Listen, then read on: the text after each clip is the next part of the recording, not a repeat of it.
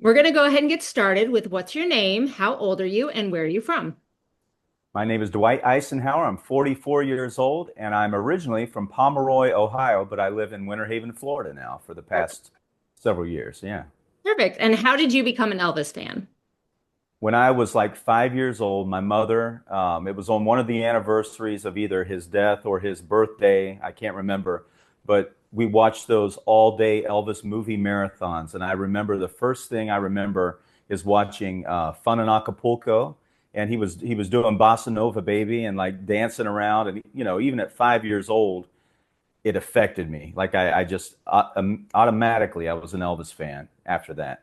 Yeah. So that was my first introduction to Elvis. Yeah. So you really don't need an introduction, though, just in general. Most people know in the Elvis community know who you are. And a lot of people who are at Elvis Week saw you at Elvis Week. So how was your Elvis Week?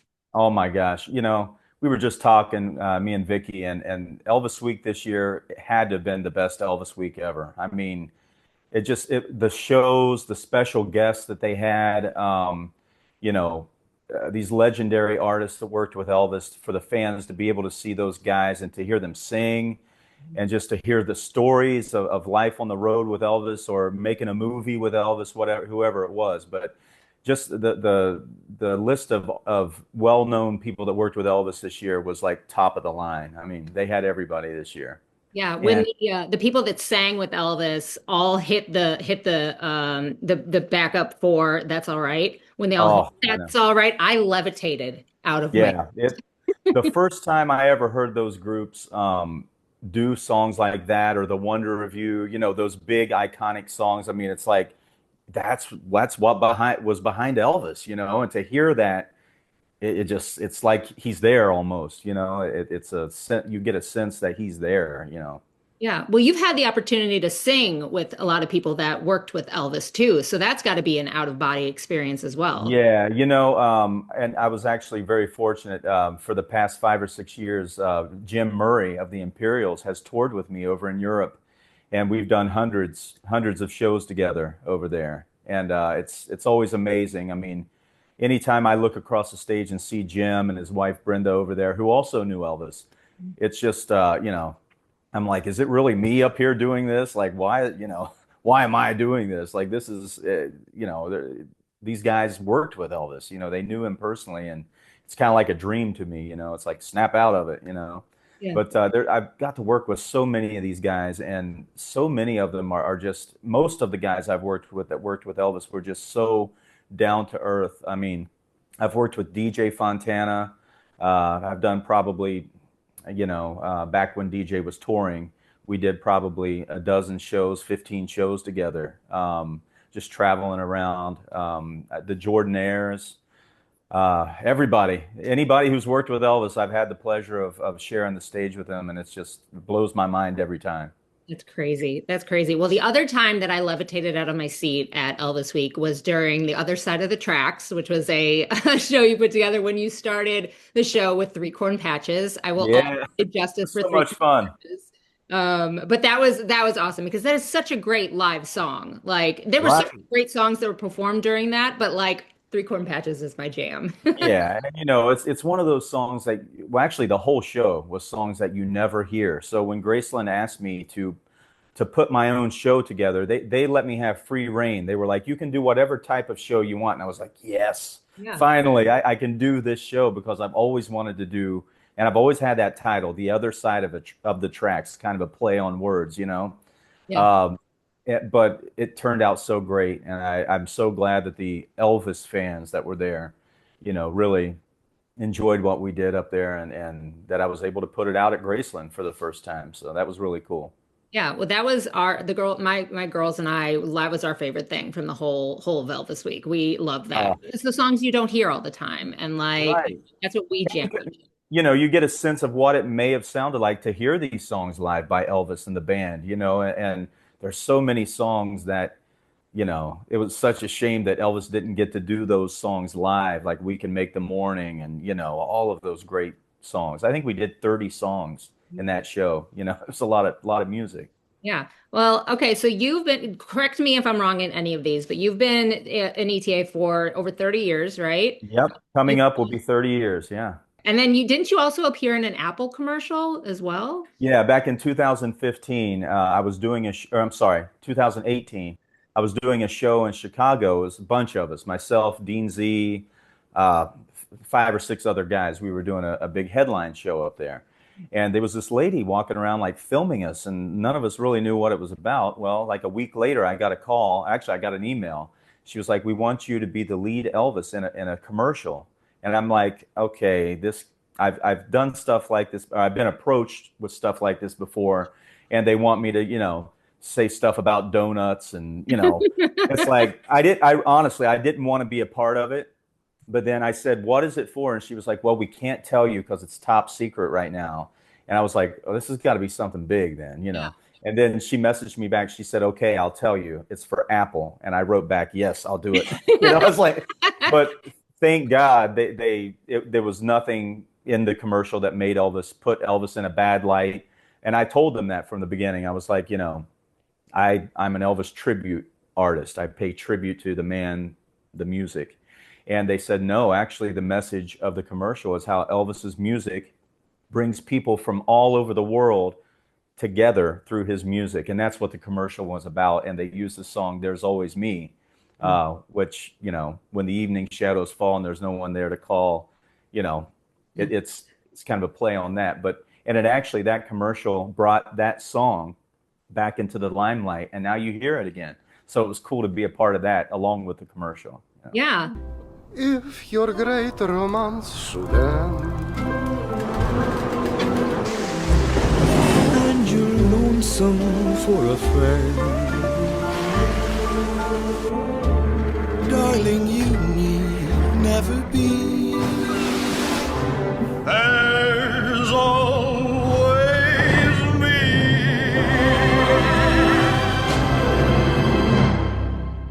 Well, so where did the ETA journey start for you, and what was the point that you realized you can make a career out of it?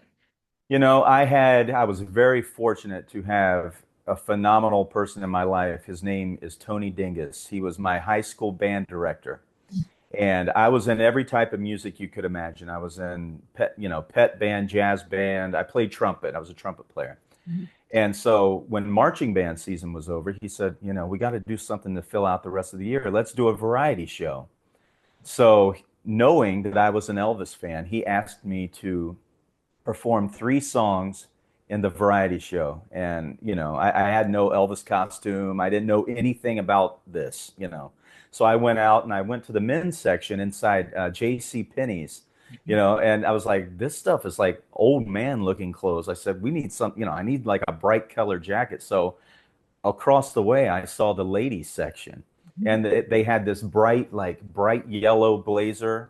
So I got that blazer and I was like 50s Elvis. I popped my collar up and there I was. I was the king. So that was like my first show. I did All Shook Up, Don't Be Cruel, Hound Dog, and American Trilogy. And so that was my first time ever performing in front of an audience. And that's kind of like what got it rolling for me. I'll never forget it because after that, our varsity football coach came up to me and he was like, I'm getting married next weekend, and my soon-to-be mother-in-law is a huge Elvis fan. So that was like my first gig, like actual paid gig. So from there, it just, kind of slowly snowballed. Yeah, it's just right out the gate. You knew you could make a career out of it. That's awesome. Yeah, it Well, kind of happened that way. you-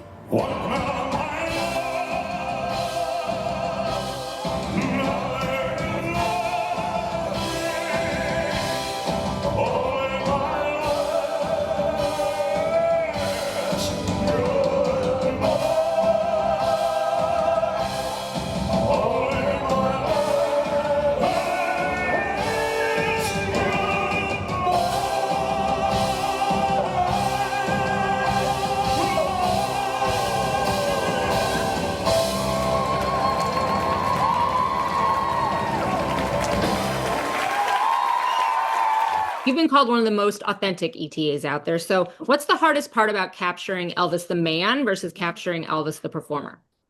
Well, some guys and I'm not going to name names or say one's better than the other, or one tribute, the way a guy does a tribute's better than the other. But I kind of have a way of always being Dwight. I never try, honestly, to impersonate the man.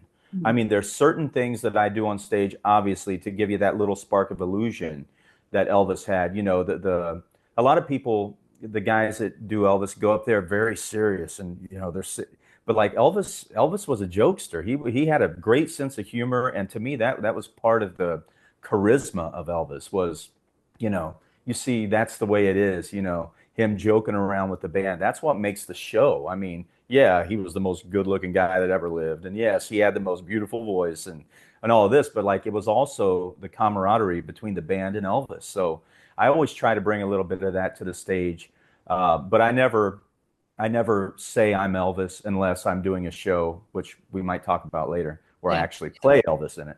But most of my tribute shows, I'm just Dwight Eisenhower putting out my love for Elvis on stage. Yeah. Well, I've been watching a lot of your performances lately, like studying this for our interview. And you just have this really great way of just like these little moves that you do that are just so Elvis coded, like just these little things he did. So, like, once one small thing about his performance style that most people would overlook, but that you make sure that you include.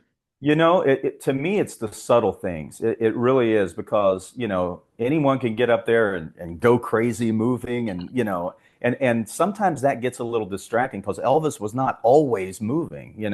He picked and choose the moments that he would do things. But to me, it's little things like in the hands, like when you're doing certain songs. I mean, Elvis was very, it's almost like a person when they talk with their hands, like Italians, they talk with their hands a lot.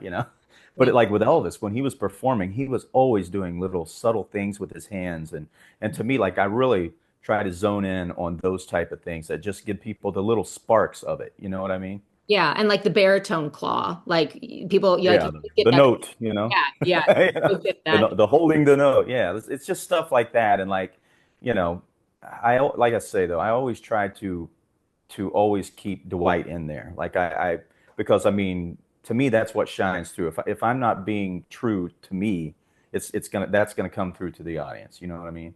Yeah, well, Elvis was always in constant evolution, and you recently started doing a 1988 comeback special show. So, can you tell us a little bit about that and how that came to be? Yeah. Well, Jason Sherry, I work with Jason Sherry all over the world, really. He's one of the top producers for Elvis tribute shows in the world. And he come to me a few years back with an idea of, hey, what if Elvis in an alternate universe, what if Elvis didn't pass away? And I'm like, okay, where are you going with this? And then we kind of just started brainstorming, and we come up with it's a beautiful show. I mean, I in 30 years of doing Elvis tribute shows, I've never had a response from a show like we did when we did the 88 comeback at the Hilton or at the Westgate. Um, it's basically, Elvis Presley, we all wish he had lived. We all wish we could have seen what 90-year-old Elvis would have been like, or what 80s Elvis in the 1980s or 90s would have been like. And in this show, we tell the story how in this alternate universe, Elvis Presley got healthy. He decided to take 11 years off. He came back at the age of 53, better than ever. He was in the best shape of his life vocally, and he came back and just did basically what would become a comeback, but also the farewell that fans never got. You see the sign, but you can't believe you're running at a different speed. Your heart beats in double time. Another kiss, and you'll be mine for one track mind. You can slay, but baby, I'm is all you parade. If that's before you don't mind. But if you do, oh, What's the most moving fan experience you've had as performing as Elvis? Oh my gosh. Years ago, probably 25 years ago. I'd probably only been doing Elvis tributes for like 5 years. and I was still like in doing small things like little festivals here and there, and but I was also playing like retirement homes, like nursing homes. Um, and I was in this nursing home one time, and I was singing, I think like "Can't Help Falling in Love" or one of those songs. And there was a wife and a husband there, and the lady's husband was in the like dementia ward, but he was out there with his wife and listening to the music. And I saw the lady while I was singing, like just her, she started just crying like uncontrollably. And after the song, after I was done, she came up to me and she said, for like a whole year, the guy had not remembered her or remembered her name or anything. And she come up to me and she said, when you were singing "Can't Help Falling in Love," he came up to me and told me that he was like, that was our song, like that, that was our song, Betty, or whatever her name was. And like for that second, he remembered that. And so that has to be the coolest thing. Oh, that's so sweet. Oh my gosh. Yeah. Yeah. And if Elvis walked into one of your shows today, what do you think he would think of it? What the hell, man? No. uh, no, I think I would hope that he would go, you know what, this is cool that 50 years later people are still loving my music. And I was not even born when Elvis was on the earth. So to have people, and I'm one of the old, like one of the guys that's been doing it a long time. So imagine these young kids that are like 20 now doing Elvis. It's like these guys were not even close to being around when Elvis was here. So to see generations of people who show up to Graceland every year, to the vigil, to these shows. I mean, to hear people that was in a movie for 3 weeks with Elvis, it's like people are just so they're craving this Elvis knowledge, and I love it. I think it's that's what's going to keep him going. Like, and I say this all the time, like we are Elvis tribute artists, guys who sing are Elvis tribute artists, but like there's many forms of Elvis tribute artists. What you guys do, the Good Luck Charms, you guys are Elvis tribute artists. You're putting an art form out there, doing these interviews, doing your videos. I mean, that's art. You're an Elvis tribute artist. Heidi from Tiny Graceland, you know, huge tribute artist. You know what I mean? It's like this is all we're all doing the same thing when you think about it. You Yeah, know? I never thought about it that way. That's a good way to put Yeah, that. Well, absolutely.